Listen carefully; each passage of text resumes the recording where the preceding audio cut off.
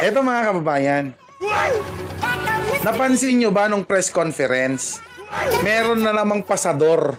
Okay? May pasador na naman siya dito. Alam nyo ba yung pasador? Ha? Yan yung ano, yung pasador dito sa amin mga kababayan. Yun yung ano, yung pangtakip sa ano, sa kepyas, sa kepailabom. Kapag merong regla. Utik ka, Tiger. Anong yung nagsasabi mong hayop ka? Ganon? Hindi, napansin nyo ba mga kababayan? Meron siyang ano dito, oh, parang, ewan ko kung ano yun, may naglaslas na naman siya, naggurgur na naman siguro sa sarili to. Sa sama ng loob mga kababayan, baka naglaslas na naman to. Maalala nyo ba yung, di ba may ano siya dito, may gurgur siya sa leeg. May pilat siya dito sa leeg mga kababayan. Alam nyo po ba kung paano yon? Ha? Alam nyo kung napkin yan. Correct, napkin. Alam nyo na po ba kung paano yung ano niya dito, pilat niya dito mga kababayan? No? Ito pakinggan ninyo ha. Sa mga hindi pa po, Bert Quinto, shoutout po. Magandang umaga po. Galing po dito sa Davao City, okay? Nasa braso ang kifay, sabi. Ito na. Salt Sea Dog, parehas na lang niyang may sayad ang boboto. Pa dyan, kay Sira Duterte. Correct. Shoutout sa'yo, Salt. Ano ba yan? Salty Sea Dog. Ayan. Sige, shoutout po. Ano to? Mga best. Okay, RJ Ryan na mga kahis. Shoutout. Mel Casey, tiyak nagsisisi na mga bumoto sa kanya. Correct. Ako nga, binoto ko nga yun. Nagsisisi na ako. Anak ka ng pu. Diba? Ngayon, nagsisisi kami. Mabalik tayo dito sa ano, teka lang, wait lang. Chikinini yung nasa leg, grabe naman yan, Boss Ferdinand Marchan naman. Chikinini, ang haba. Ano yung uso ng basketballista tuloy? Hoy, kayo talaga, chichismoso nyo dyan ha. Ano yung uso nung nag ano dyan sa leg ni Sara Duterte, pag ano, pahaba. Diba? Nasama po ata utak ni Sara sa confidential fund na di mahanap-hanap. Correct. Boss, ano ba to? Monolith. Ayan, shoutout po. Ako din, binoto ko si Sara. Nabudol din ako. Di ba? Marami tayo mga kababayan. Kaya yung sinasabi niyang 32 million vote, Sara Duterte, mag-ingat-ingat ka.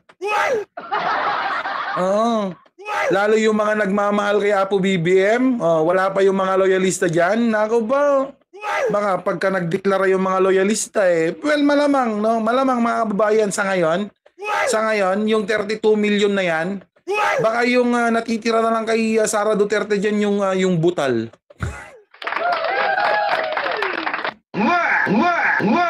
Ganon? Butal na lang natitira kay Sara Duterte. Eto, mabalik na tayo dito kung anong pinagsasabi nyo dyan kasi sa baba. Pakinggan nyo mga kababayan, pakinggan nyo kung paano yung gurgur ni Sara Duterte dito. Ulat ni Ilocos Norte Governor Matthew Manoto ang mga naging tirada ni Vice President Sara Duterte. Ba't ito? Teka lang, ito. Sinagot naman ni Vice President Sara Duterte ang usap-usapan tungkol sa tila sugat sa kanyang leeg.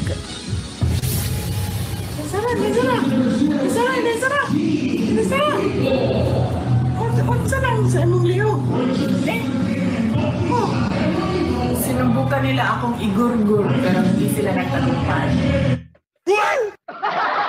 See? Ang kulit mo. Sinubukan daw siya mga kababayan. You're funny. Ray Braga, shout out. Mga kababayan, sinubukan nila akong ginurgur pero hindi sila nagtagumpay. Sabi ni Sara Duterte yan. Wow naman, Sara Duterte, nakakahiya naman. Ang dami mong bodyguard. Anak ka ng pu. Ganon? Diba? Ang dami-daming bodyguard ni Sara Duterte, mga kababayan. Ilang PNP personnel yun. Nagugurgur ka pang lintik ka. Diba? Daig mo pa nga ang presidente. Sa lahat, ito mga kababayan, sa lahat po ng naging Vice President ng Republika ng Pilipinas, si Sara Duterte po ang lintik po. Ang alin? Confidential fund. Bodyguard, escort, Diyos ko po, Sara Duterte. Nagugurgur pa yung pusit. Sa video po na yan na inilabas nitong Martes, hindi niya idinetalye ng bise kung paano niya nakuha ang sugat at kung sino ang tinutukoy niya na may gawa nito. Nang tanungin ulit siya tungkol dito sa Cagayan de Oro naman kanina, hindi niya po ito diretsyong sinagot. Hindi naman na siguro kailangan i-interpret yun, very straightforward yun. Tinanong ako kung ano yung sugat na nasa leeg ko at sinabi ko na sinubukan nila ako igurgur pero hindi sila nagtagumpay. Sinubukan kang ginurgur o baka naman nag-away lang kayo ni ano? Dahil dito kay ano? Ikaw, Sara, dami mong ano di ba mga kababayan, pwede kasi yun di ba? Baka yung si ano, natuklasan na merong ano si Sara, kaya nag-away sila, kaya nagurgur si Sara Duterte, di ba?